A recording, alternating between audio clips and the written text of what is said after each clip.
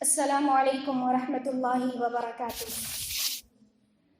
الحمد للہ رب العالمین والصلاة والسلام علی اشرف الانبیاء والمرسلین محمد وعلی آلہ وصحبہ اجمعین، اما بعد۔ قال اللہ تعالی فی القرآن المجید والفرقان الحمید، اعوذ باللہ من الشیطان الرجیم، بسم اللہ الرحمن الرحیم۔ وَإِذَا سَأَلَكَ عِبَادِي عَنِّي فَإِنِّي قَرِيبٌ أُجِيبُ دَعْوَةَ الدَّاعِ إِذَا دَعَانِ فَلْيَسْتَجِيبُوا لِي وَلْيُؤْمِنُوا بِي لَعَلَّهُمْ يَرْشُدُونَ۔ وقال النبي صلى الله عليه وسلم: من قام ليلة القدر إيمانا واحتسابا غفر له ما تقدم من ذنبه۔ میری پیاری ماں اور بہنوں، آج اس دینی و اصلاحی پروگرام میں جس موضوع پر مجھے خطاب کرنے کا موقع دیا گیا ہے وہ ہے رمضان کے مسنون اعمال۔ تمام قسم کی حمد و ثنا، کبریائی و بڑائی، تعریف و توصیف اس اللہ وحدہ لا شریک کے لیے ہے جس نے ہمیں اشرف المخلوقات کے لقب سے ملقب کیا۔ بعدہ کروڑوں درود و سلام ہو تمام انبیاء کرام پر، بالخصوص میرے اور آپ کے آخری نبی جناب محمد صلی اللہ علیہ وسلم پر، جو کہ ہمارے لیے مشعل راہ ہیں۔ میری پیاری ماں اور بہنوں، ایک دفعہ پھر رمضان المبارک ہماری زندگیوں میں اپنی رحمتوں اور برکتوں کے ساتھ آنے والا ہے۔ رمضان کی رحمتیں اور برکتیں، رمضان کی رحمتوں اور برکتوں کی بارش ہماری زندگیوں کو سیراب کرنے کے لیے ایک بار پھر برسے گی۔ رمضان کی اہمیت و فضیلت بہت ہی زیادہ ہے۔ خود نبی کریم صلی اللہ علیہ وسلم نے اس مہینے کو شہر عظیم اور شہر مبارک کہا ہے، یعنی عظمت والا مہینہ، برکت والا مہینہ۔ میری پیاری ماں اور بہنوں، رمضان المبارک کا مہینہ عظیم کیوں ہے؟ یہ مہینہ عظیم اس وجہ سے ہے کہ اس مہینے کے دامن میں وہ بیش بہارات ہیں کہ اس مہینے میں ہزاروں مہینوں کی خیر و برکت کے خزانے لٹائے گئے اور لٹائے جاتے ہیں۔ یہی وہ مہینہ ہے، اور اس مہینے کی ایک رات میں اللہ رب العالمین نے اپنی سب سے بڑی رحمت نازل کی۔ اللہ رب العالمین کا فرمان ہے: اِنَّا أَنزَلْنَاهُ فِي لَيْلَةٍ مُبَارَكَةٍ، یقیناً ہم نے کتاب مبین کو بابرکت رات میں نازل کیا ہے۔ کتاب مبین کیا ہے؟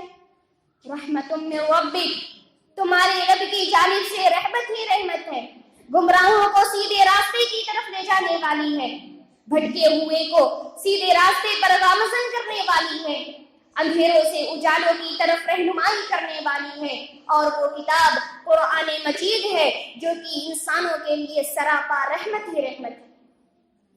میری پیاری ماؤں اور بہنوں، رمضان المبارک کی ہر گھڑی فیض و برکت کی حامل ہے۔ اس مہینے میں نفل اعمال صالحہ کرنا فرض اعمال صالحہ کے درجے کو پہنچ جاتے ہیں۔ اس مہینے کے اندر جنت کے دروازے کھول دیے جاتے ہیں، جہنم کے دروازے بند کر دیے جاتے ہیں۔ اس مہینے میں شیطان کو جکڑ دیا جاتا ہے، قید کر دیا جاتا ہے۔ میری پیاری ماں اور بہنوں، جس طرح دیگر اسلامی عبادات کی کچھ نہ کچھ مقاصد ہیں، کچھ نہ کچھ منافع ہیں، پروفٹ ہیں، بالکل اسی طرح روزوں میں بھی اللہ رب العالمین نے کچھ منافع، پروفٹ چھپا رکھے ہیں۔ سب سے پہلا مقصد تقویٰ ہے۔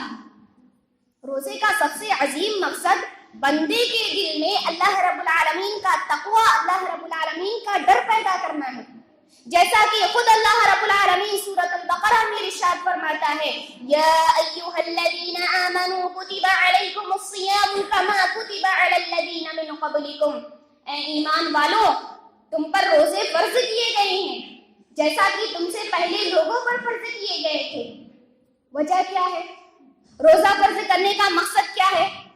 خود اللہ رب العالمین بتا رہا ہے لعلکم تتقون، شاید کہ تم اپنے دل میں اللہ رب العالمین کا تقوی پیدا کرو تاکہ تم اللہ رب العالمین کا ڈر اپنے اندر پیدا کرو۔ روزے کا دوسرا مقصد صحت کی حفاظت کرنا ہے۔ روزہ ایمانی اور روحانی مقاصد کے ساتھ ساتھ جسمانی صحت و تندرستی اور مختلف بیماریوں سے حفاظت کا سبب اور اس کا علاج ہے۔ علامہ ابن القیم رحمہ اللہ بھوکا رہنے کے متعلق فرماتے ہیں کہ بھوکا رہنا انتلائی بیماریوں سے شفا یابی کے لیے سب سے بڑا علاج ہے۔ میری پیاری ماؤں اور بہنوں، رمضان المبارک کی رحمتیں، فضیلتیں اور مقاصد بہت عظیم ہیں، لیکن ایسا بھی نہیں ہے کہ اس مہینے کی رحمتیں اور برکتیں ہر اس شخص کے حصے میں آ جائے۔ اس مہینے کی رحمتیں اور برکتیں ہر وہ شخص پالے جو اس مہینے میں موجود ہو، جو اس مہینے کو پاتا ہے۔ جب بارش ہوتی ہے تو مختلف ندی، نالے اور تالاب اپنی اپنی وسعت اور گہرائی کے مطابق ہی اپنے اندر پانی بھرتے ہیں۔ مختلف زمین کے ٹکڑے اپنی استعداد کے مطابق ہی فصلیں دیتے ہیں۔ بارش سب پر برابر برستا ہے، مگر ایک چھوٹے سے گڈھے میں اتنا پانی نہیں بھر سکتا جتنا کہ ایک لمبے چوڑے تالاب میں پانی بھر جاتا ہے۔ اسی طرح جب بارش کسی پہاڑ یا پھر بنجر زمین پر پڑتی ہے تو پانی بہہ جاتا ہے، لیکن اگر وہی پانی کسی زرخیز زمین، کسی سرسبز و شاداب زمین، فصل اگانے والی زمین پر پڑتا ہے تو پانی کی وجہ سے زمین فصل سے لہلہا اٹھتی ہے۔ ٹھیک یہی معاملہ انسان کی فطرت اور اس کے نصیب کا ہے۔ آپ کو رمضان المبارک کے ان خزانوں سے کیا کچھ ملے گا؟ آپ کا دل نرم ہوگا، آپ کی آنکھیں نم ہوں گی، آپ اپنے اندر ایمان کا بیج ڈالیں گی، اپنی صلاحیت و استعداد کی حفاظت کریں گی تو یہ بیج پودا بنے گا اور پودا درخت بنے گا، درخت پھل پھول اور پتیوں سے لہلہائے گا اور آپ ابدی بادشاہت کی فصلیں کاٹیں گی۔ کسان کی طرح آپ محنت کریں گی، عمل کریں گی تو جنت کے انعامات کی فصل آپ کے لیے تیار ہوگی۔ جتنی محنت کریں گی، جیسی محنت ہوگی ویسی ہی آپ کی فصل بھی تیار ہوگی۔ اگر آپ کا دل سخت ہوگا، غافل کسان کی طرح آپ سوتی پڑی رہ جائیں گی تو رمضان المبارک کی نماز، تراویح، خیر و برکت کا پانی بہہ جائے گا، آپ کے حصے میں کچھ بھی نہیں آئے گا۔ لہٰذا کچھ کرنے کے لیے، اپنے حصے میں کچھ حاصل کرنے کے لیے، رمضان کی رحمتوں کو سمیٹنے کے لیے کمر کس لیجئے، سارا ذمہ آپ پر ہے۔ میری پیاری ماؤں اور بہنوں، آپ کے ذہن و دماغ میں یہ سوال پیدا ہو رہا ہوگا کہ ہم رمضان المبارک کی رحمتوں اور برکتوں کو کیسے سمیٹیں؟ ہم اپنے دل میں اللہ رب العالمین کا تقوی، اللہ رب العالمین کا ڈر کیسے پیدا کریں؟ ہم کن اعمال کو انجام دیں؟ کیا عمل کریں کہ ہم اپنے رب کو راضی کر سکیں؟ میری پیاری ماں اور بہنوں، اللہ رب العالمین نے قرآن و حدیث میں رمضان المبارک کو گزارنے کے لیے بہت سارے امور ذکر کیے ہیں۔ ان میں سے چند اعمال کا ذکر میں آپ لوگوں کے سامنے کروں گی۔ اللہ رب العالمین ہمیں ان باتوں پر عمل کرنے کی توفیق عطا فرمائے، آمین۔ معزز سامعین، سب سے پہلی چیز ہے سحری۔ سحری کرنا روزے کو درست کرنے کے لیے نہیں ہے، البتہ سحری کرنا مسنون ہے، نبی کریم صلی اللہ علیہ وسلم کی سنت سے ثابت ہے، اس لیے بغیر سحری کے روزہ نہیں رکھنا چاہیے۔ سحری کرنے سے بندے کے اندر طاقت و قوت آتی ہے۔ نبی کریم صلی اللہ علیہ وسلم کا فرمان ہے تسحروا فإن فی السحور برکہ، تم سحری کرو کیونکہ سحری میں برکت ہے۔ اسی طرح سحری میں یہود کی مخالفت بھی ہے۔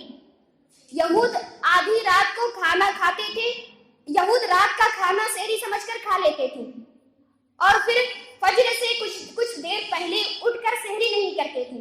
لہٰذا نبی کریم صلی اللہ علیہ وسلم نے ان کی مخالفت کرتے ہوئے سحری کرنے کا حکم دیا۔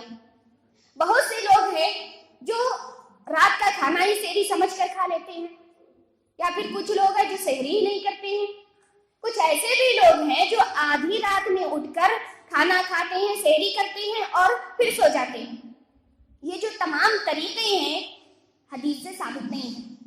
البتہ سحری کا صحیح وقت فجر سے کچھ پہلے ہے۔ صحابی رسول زید بن ثابت رضی اللہ عنہ بیان کرتے ہیں کہ تسحرنا مع رسول اللہ صلی اللہ علیہ وسلم فقام الى الصلاة، کہ ہم نے نبی کریم صلی اللہ علیہ وسلم کے ساتھ سحری کیا، پھر آپ صلی اللہ علیہ وسلم فجر کی نماز کے لیے کھڑے ہو گئے۔ میں نے کہا کہ اذان اور سحری کے درمیان کتنا فاصلہ ہے؟ تو آپ صلی اللہ علیہ وسلم نے کہا قدر 50 آیہ، 50 آیت پڑھنے کا فاصلہ ہے۔ دوسری چیز ہے تلاوت قرآن۔ روزے کا اصل حاصل ہی قرآن پڑھنا، سیکھنا، سننا اور اس پر عمل کرنا ہے۔ لہذا رمضان المبارک میں سب سے زیادہ ہمیں جس چیز کا اہتمام کرنا چاہیے وہ یہ ہے کہ ہم اپنا زیادہ سے زیادہ وقت قرآن مجید کے ساتھ گزاریں۔ تراویح کی پابندی سے قرآن کا ایک دور تو مکمل ہو جاتا ہے، لیکن عربی نہ جاننے والوں کو قرآن کے پیغامات سے فائدہ اٹھانا مشکل ہوتا ہے۔ اس لیے آپ اس مقصد کو حاصل کرنے کے لیے کچھ زیادہ ہی محنت کریں۔ روزانہ قرآن کا کچھ حصہ ترجمے کے ساتھ سمجھ کر پڑھیں اور روزانہ اس مقدار میں پڑھیں کہ کم از کم ایک مہینے میں قرآن کا ایک دور مکمل ہو جائے۔ احادیث میں آتا ہے کہ جبرائیل علیہ السلام نبی صلی اللہ علیہ وسلم کو رمضان المبارک کے مہینے میں قرآن کا ایک دور مکمل کروایا کرتے تھے، اور آپ قرآن کی تلاوت اس کیفیت کے ساتھ کریں کہ آپ اللہ رب العالمین کے سامنے حاضر ہیں۔ اللہ رب العالمین آپ کو بتا رہا ہے کہ تم کیا کرو کیا نہ کرو۔ آپ کا ذہن، آپ کا دماغ، آپ کا جسم، تمام چیزیں تلاوت کے اس کام میں شریک ہوں۔ میری پیاری ماؤں اور بہنوں، رمضان کے مسنون اعمال میں سے ایک عمل ذکر اور دعا ہے۔ ویسے تو ذکر اور دعا کرنا پوری زندگی کے لیے ضروری ہے۔ رہی بات ذکر کہتے کس کو ہے، تو ذکر ہر وہ عمل ہے جو اللہ رب العالمین کو محبوب ہے، جو اللہ تعالیٰ کو پسند ہے، خواہ وہ دل سے ہو، زبان سے ہو یا پھر جسم کے کسی بھی حصے سے ہو۔ انہی معنوں میں روزہ بھی ذکر ہے، بھوکا پیاسا رہنا بھی ذکر ہے، تلاوت قرآن بالخصوص نماز میں تو ہے ہی ذکر کی اعلیٰ و ارفع صورت۔ اس لیے ہمیں رمضان المبارک میں ذکر اور دعا کا اہتمام بھی کرنا ضروری ہے۔ رمضان المبارک میں ہمیں سبحان اللہ والحمدللہ لا الہ الا اللہ، سبحان اللہ وبحمدہ سبحان اللہ العظیم، لا الہ الا اللہ، استغفر اللہ واتوب الیہ جیسے کلمات کو کثرت سے پڑھنا چاہیے، اور ان کلمات کے ذریعہ اپنی زبان کو اللہ کی یاد سے تر رکھنا چاہیے۔ معزز سامعات، ذکر کی ایک صورت دعا ہے۔ دعا کی بنیاد یہ ہے کہ تمام چیزیں صرف اللہ سے ہی مل سکتی ہیں۔ تمام اختیارات کا مالک اللہ ہے، تمام خزانوں کا مالک صرف وہی ہے۔ ہم اللہ رب العالمین کے فقیر اور محتاج ہیں۔ رمضان کی ہر گھڑی، رمضان کا ہر لمحہ عظیم اور خیر و برکت کا حامل ہے۔ اس لیے ہمیں اس رمضان المبارک میں اپنے آقا کے سامنے زیادہ سے زیادہ ہاتھ پھیلانا چاہیے۔ رمضان المبارک میں عام اوقات کے علاوہ کچھ خاص اوقات بھی ہیں جس میں اللہ رب العالمین دعا قبول کرتا ہے۔ ان میں سے ایک وقت افطار کا وقت ہے۔ اس وقت اللہ رب العالمین کی رحمت متوجہ ہوتی ہے۔ اللہ رب العالمین نے قرآن مجید میں جہاں رمضان المبارک کے احکام و فضائل کا ذکر کیا، وہیں پر دعا کا ذکر بھی ان الفاظ میں بیان فرمایا، وَإِذَا سَأَلَكَ عِبَادِي عَنِّي فَإِنِّي قَرِيبٌ۔ اے نبی، جب آپ سے میرے بندے میرے متعلق سوال کریں تو آپ کہہ دیجئے کہ میں قریب ہوں۔ اجیب دعوت الداعی اذا دعان، جب پکارنے والا مجھ کو پکارتا ہے، جب مانگنے والا مانگتا ہے تو میں اس کی دعا کو قبول کرتا ہوں۔ فَلْيَسْتَجِيبُوا لِي، چاہیے کہ وہ مجھ سے مانگیں، مجھ پر میری بات کو مانیں، وَلْيُؤْمِنُوا بِي، اور مجھ پر ایمان لائیں۔ لہٰذا ہمیں رمضان المبارک کی ہر گھڑی کو غنیمت سمجھتے ہوئے خود کو ذکر و اذکار، دعا و استغفار میں مشغول رکھنا چاہیے۔ اسی طرح ایک اور عمل، اللہ تعالیٰ کی نافرمانی سے بچنا ہے۔ روزے کا مقصد ہی تقویٰ پیدا کرنا ہے۔ روزے کا مقصد ہی بندے کے دل میں اللہ تعالیٰ کا ڈر پیدا کرنا ہے۔ لہٰذا ہمیں رمضان میں چاہیے کہ ہم اللہ تعالیٰ کی نافرمانی سے بچنے کی کوشش کریں۔ اس کا مطلب یہ نہیں ہے کہ رمضان المبارک کے علاوہ عام دنوں اور راتوں میں اللہ تعالیٰ کی نافرمانی سے بچنے کی کوشش نہیں کرنی چاہیے. ایسا ہرگز مطلب نہیں ہے. حدیث میں ہے کہ نبی کریم صلی اللہ علیہ وسلم نے فرمایا کہ روزے کا مقصد کھانا پینا چھوڑنا نہیں ہے. روزے کا مقصد جھوٹ بولنا اور جھوٹ پر عمل کرنا چھوڑنا ہے. لہٰذا آپ اچھی طرح جان لیجئے کہ روزہ صرف پیٹ کا روزہ نہیں ہوتا، کان کا بھی روزہ ہوتا ہے، آنکھ کا بھی روزہ ہوتا ہے، زبان کا بھی روزہ ہوتا ہے، ہاتھ اور پاؤں کا بھی روزہ ہوتا ہے. لہٰذا آپ اچھی طرح فیصلہ کر لیجئے کہ اس رمضان میں کسی سے چیخ چلا کر بات نہیں کریں گی، کسی سے لڑائی نہیں کریں گی، کسی کے بارے میں کوئی غلط بات نہیں کہیں گی. نافرمانیوں سے بچنے کا آغاز زبان کی حفاظت سے کیجئے. مشکل ضرور ہے مگر اسی کی وجہ سے تمام کام سدھر سکتے ہیں اور تمام نیکیاں ضائع ہونے سے بچ سکتی ہیں. اسی طرح رمضان المبارک میں روزے دار کو افطار کرانا بھی ایک مسنون عمل ہے. نبی کریم صلی اللہ علیہ وسلم کا فرمان ہے من فطر صائما كان له مثل اجره غير انه لا ينقص من اجر الصائم شيئا، کہ جس نے کسی روزے دار کو افطار کروایا تو اس کے لیے اسی کے مثل ثواب ہے جتنا کہ روزے دار کو ثواب ملے گا، اور روزے دار کے ثواب میں سے کچھ بھی کمی نہیں کی جائے گی. نفلی صدقہ بھی رمضان میں دینا مسنون عمل ہے. نبی کریم صلی اللہ علیہ وسلم جب رمضان المبارک آتا تو غلاموں کو آزاد کر دیتے تھے اور ہر مانگنے والے کو کچھ نہ کچھ دے دیا کرتے تھے. لہٰذا ہمیں بھی چاہیے کہ ہم رمضان المبارک کے اندر غریبوں مسکینوں کی مدد کریں، نیکی کے کاموں میں ایک دوسرے کا تعاون کریں. اسی طرح ہم رمضان المبارک کے اندر اپنے اندر سے کنجوسی اور بخیلی کو دور کریں، اپنے اندر جود و سخا کے زیور کو اپنائیں. رمضان میں ایک اور مسنون عمل تراویح ہے. تراویح سنت سے ثابت ہے. نبی کریم صلی اللہ علیہ وسلم اپنے صحابہ کرام رضوان اللہ علیہم اجمعین کو اس کی ترغیب دلاتے تھے اور شوق دلاتے تھے اور کہا کرتے تھے کہ من قام رمضان ایمانا واحتسابا غفر له ما تقدم من ذنبه، کہ جس نے ایمان اور اجر و ثواب کی نیت سے رمضان المبارک کے اندر قیام کیا تو اس کے پچھلے تمام گناہ معاف کر دیے جائیں گے. رمضان المبارک کے آخری عشرے کو بھی بہت فضیلت حاصل ہے. نبی کریم صلی اللہ علیہ وسلم جب آخری عشرہ آتا تھا تو بہت زیادہ نیکیوں کا اہتمام کیا کرتے تھے. عائشہ رضی اللہ عنہا فرماتی ہیں کہ جب رمضان کا آخری عشرہ آتا تھا تو آپ اتنی محنت کیا کرتے تھے جتنا اس کے علاوہ عام دنوں میں نہیں کرتے تھے. اسی طرح رمضان المبارک میں ایک عمل اعتکاف بھی ہے. اعتکاف قرب الہی کا ذریعہ ہے. اعتکاف عبادت ہے. اعتکاف کے ذریعہ ہمیں بہت ساری نیکیاں کرنے کا موقع ملتا ہے. اعتکاف جہاں مردوں کے لیے مسنون ہے وہیں اعتکاف کرنا عورتوں کے لیے بھی مشروع ہے. اور ہاں، اعتکاف کی جگہ صرف اور صرف مسجد ہے. اسی آخری عشرے میں ایک رات شب قدر ہے. شب قدر کی اہمیت کے لیے، شب قدر کے مقام و مرتبے کے لیے یہی بات کافی ہے کہ اللہ رب العالمین نے اس رات کے متعلق ایک پوری سورہ نازل کی. اللہ رب العالمین کا فرمان ہے اِنَّا أَنزَلْنَاهُ فِي لَيْلَةِ الْقَدْرِ، یقیناً ہم نے قرآن کو قدر والی رات میں نازل کیا.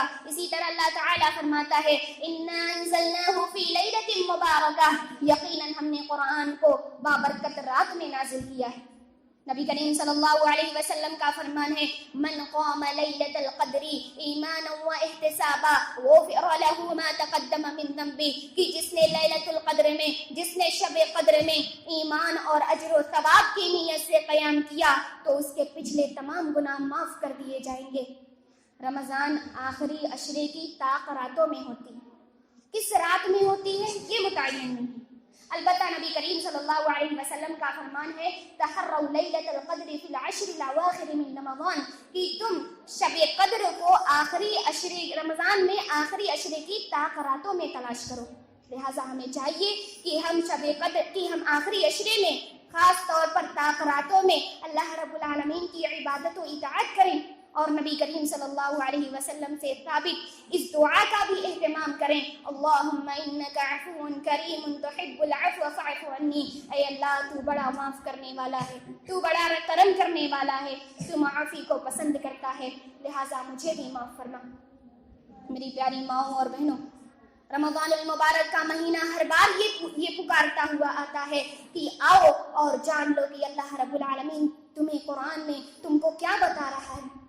آؤ اور چھوڑ دو ہر اس چیز کو جس سے اللہ رب العالمین نے تمہیں منع کیا ہے، خواہ وہ تمہیں کتنی ہی محبوب کیوں نہ ہو، چاہے وہ تمہیں کتنی ہی پیاری کیوں نہ ہو. ورنہ ہو سکتا ہے، اور اس سے بڑی بدقسمتی اور کیا ہو سکتی ہے کہ رمضان آئے، ہم روزے کے نام پر بھوک اور پیاس بھی برداشت کر لے، زیادہ سے زیادہ تلاوت قرآن بھی کر لے، راتوں کو جاگ کر تراویح بھی پڑھ لے، مگر ہمارے حصے میں محض بھوک پیاس اور رات کو جاگنے سے اور رات کو جاگنے کے کچھ بھی نہ آئے. اللہ رب العالمین سے دعا ہے کہ یا الہ العالمین تو ہمارے دلوں میں اپنا تقوی پیدا کر، یا الہ العالمین تو ہمیں رمضان المبارک میں زیادہ سے زیادہ نیک اعمال کرنے کی توفیق عطا فرما، یا الہ العالمین تو ہمارے رمضان المبارک کے روزوں اور تمام نیک اعمال کو شرف قبولیت عطا کر.